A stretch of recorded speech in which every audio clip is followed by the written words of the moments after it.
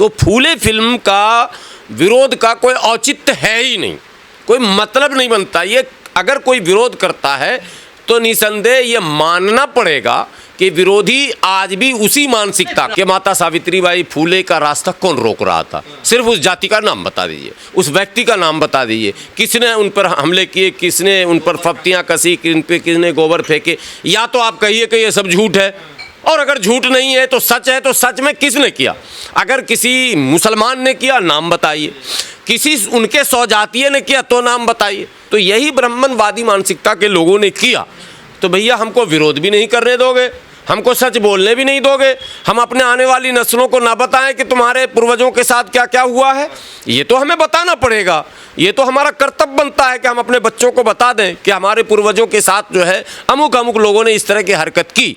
हमने अगर चमार परिवार में जन्म लिया, हमने अगर वाल्मीकि परिवार में जन्म लिया, हमने अगर घेवर में जन्म लिया, हमने अगर दुसाध में जन्म लिया, हमने अगर नट में, बक्को में, डफाली में जन्म लिया, हमने अगर हलालखोर में जन्म लिया, ये अपराध कब से हो गया और क्यों हो गया और कैसे हो गया, ये तो बताना पड़ेगा ना। और तुम हम पर एक ठप्पा लगा देते हो कि तुम नीच हो, अछूत हो, शूद्र हो, इत्यादि इत्यादि।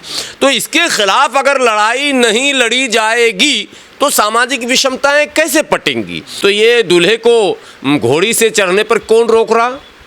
बारात में बैंड बाजा बजाए और धूम धड़क्का करे, इससे कौन रोक रहा? मंदिर जाने से कौन रोक रहा है? गंगा जल से मुख्यमंत्री आवास को कौन धो रहा है? और अगर किसी मूर्ति का अनावरण, और ये आज की बात, एक की कहानी नहीं है कि अखिलेश यादव के साथ ऐसा हो गया या जीतन राम मांझी के साथ, नहीं। भारत के, स्वतंत्र भारत के इतिहास में दलितों के सबसे बड़े चेहरे बाबू जगजीवन राम थे। बाबू जगजीवन राम ने एक मूर्ति का अनावरण किया तो उसको भी इन लोगों ने गंगा जल से धोया। तो इन इतिहास को कैसे आप मिटाएंगे जो हम आंखों से देख रहे हैं? अभी ये अभी लिखा नहीं गया है, ये लिखा नहीं गया है, ये तो अभी जो घटना घट रही है जिसको हम देख रहे हैं। ये जो फिल्म है अभी फूले, तो दुनिया जानती है और इतिहास के पन्नों में है। महात्मा ज्योतिराव फूले सामाजिक समरसता और सामाजिक समानता की लड़ाई वो लड़ते रहे हैं। और जिस सामाजिक न्याय की बात आज तथाकथित राजनेता करते हैं, काम तो नहीं करते, बात करते हैं, उस सामाजिक न्याय की लड़ाई जीवन भर जो है महात्मा ज्योतिराव फूले लड़े। क्या इतिहास के पन्नों से उस कहानी को आप हटाएंगे जिसमें माता सावित्रीबाई फूले शिक्षा देना चाहती हैं? तो सवाल ये पैदा होता है कि आज वर्तमान की सरकार सबको साक्षर करना चाहती है, सब पढ़ें, सब बढ़ें, चलो स्कूल चलें, साक्षरता अभियान दुनिया जहान सरकार चला रही है। करोड़ों रुपए सरकार उस पर खर्च कर रही है, अरबों रुपए खर्च कर रही है, आंगनवाड़ी इत्यादि इत्यादि, बेटी पढ़ाओ बेटी बचाओ, सारी कहानियाँ जिस पर अरबों रुपए का खर्च है।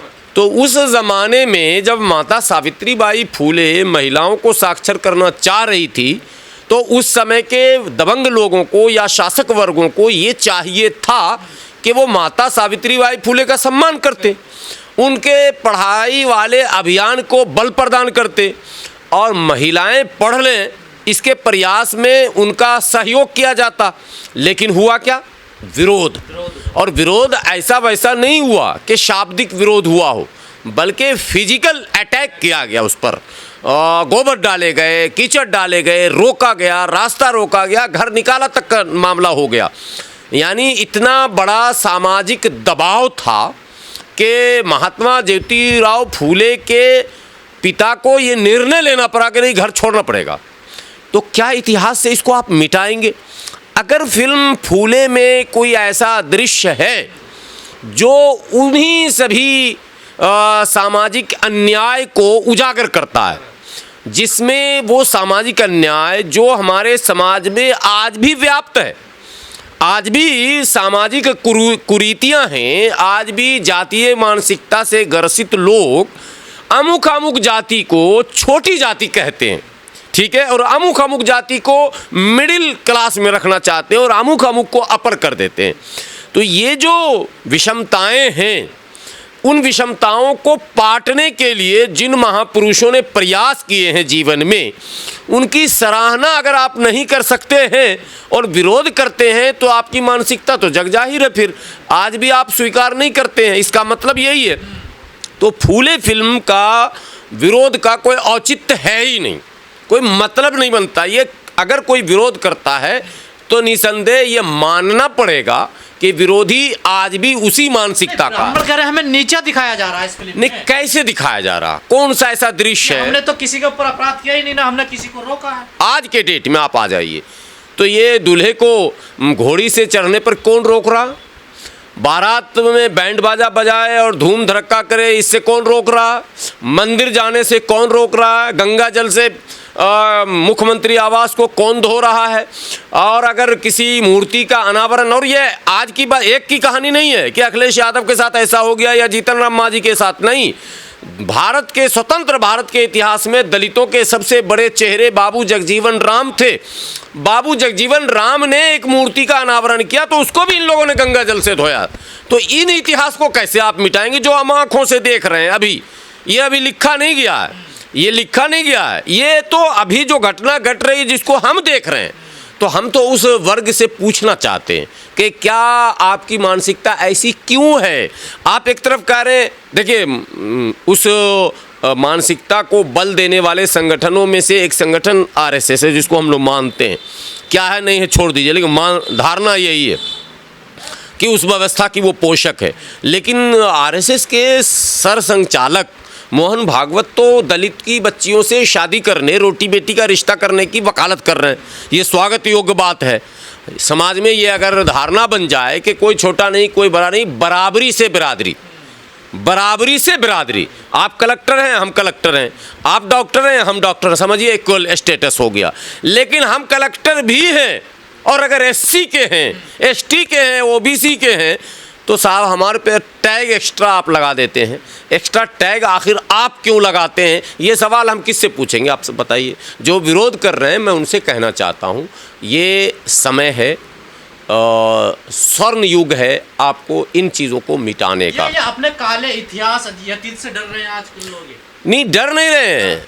उन्हें लगता है कि फिल्मों के माध्यम से, उपन्यास के माध्यम से, यूट्यूब के माध्यम से, सोशल मीडिया के माध्यम से, नुक्कड़ नाटक के माध्यम से, गाने के माध्यम से अमुक समाज को ये संदेश जो दिया जा रहा है कि तुम्हारे साथ ये अत्याचार हुआ, इससे हमारी छवि बिगड़ रही। तो छवि आप बनाने का कब आप प्रयास कर रहे हैं वो तो बताइए। आपने कौन सा पहल किया वो तो बताइए।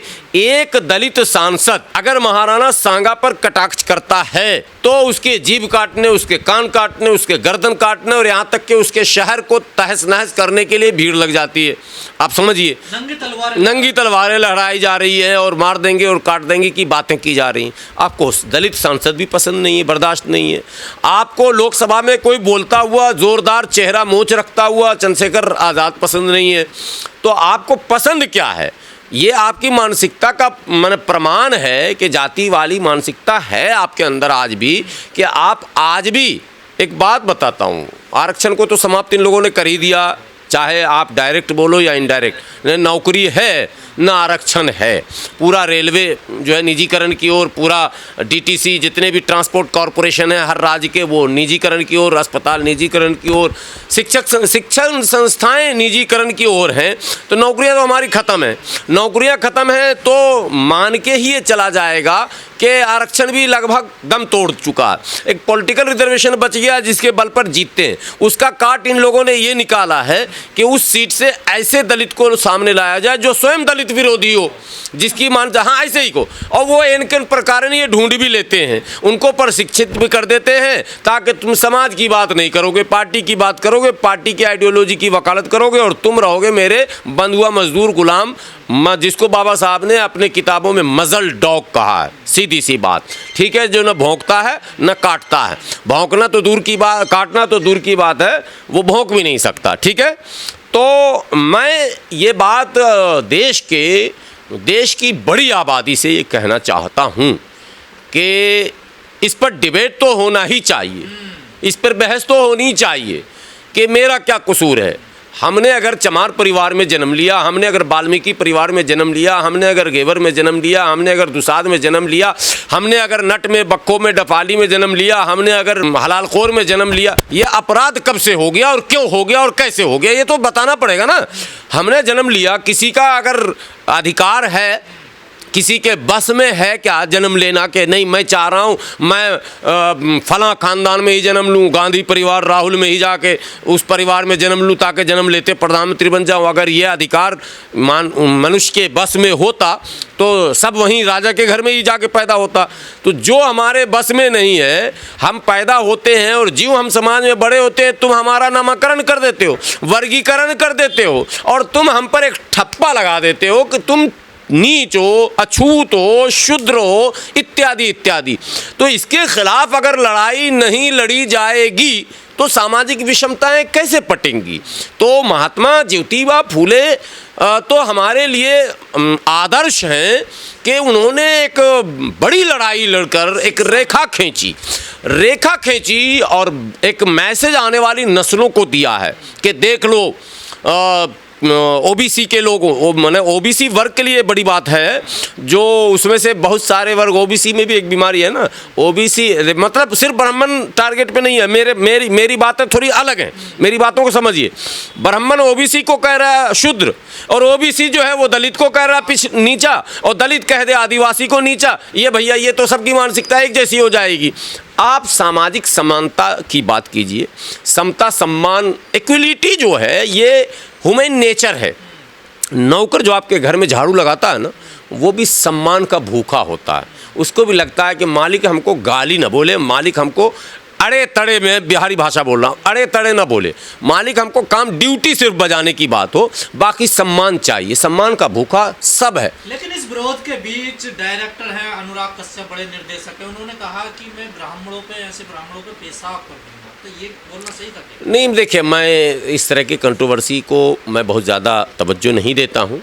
अनुराग कश्यप अच्छे डायरेक्टर हैं, लेकिन शब्दों के चयन में हाँ, शब्द अच्छे होने चाहिए।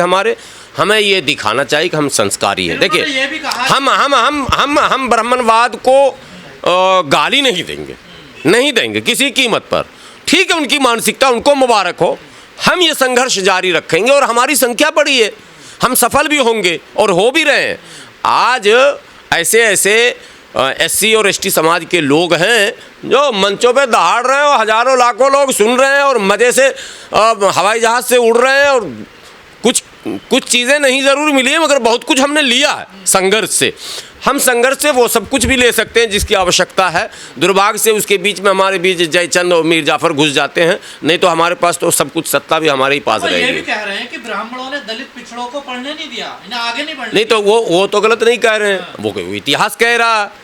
अब मैंने सवाल पूछा, एक बड़े चैनल पर डिबेट में मैं गया था, मैंने कहा हमें आप सिर्फ ये बता दीजिए कि माता सावित्रीबाई फूले का रास्ता कौन रोक रहा था। सिर्फ उस जाति का नाम बता दीजिए, उस व्यक्ति का नाम बता dीजिए, किसने उन पर हमले किए, किसने उन पर फप्तियाँ कसी, किसने गोबर फेंके। या तो आप कहिए कि ये सब झूठ है, और अगर झूठ नहीं है तो सच है, तो सच में किसने किया।